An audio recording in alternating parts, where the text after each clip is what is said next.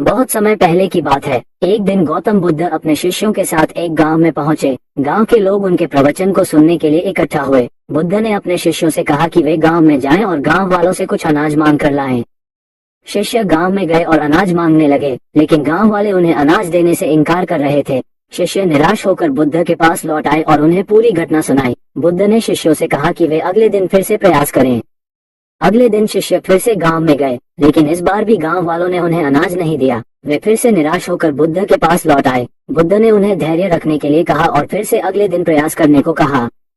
तीसरे दिन जब शिष्य गांव में गए तो गांव वाले थोड़ा अनाज देने के लिए तैयार हो गए। धीरे धीरे कुछ और दिन बीतने के बाद गांव वाले शिष्यों को अधिक अनाज देने लगे। अंत में शिष्यों ने पर्याप्त अनाज इकट्ठा कर लिया और बुद्ध के पास लौट आए।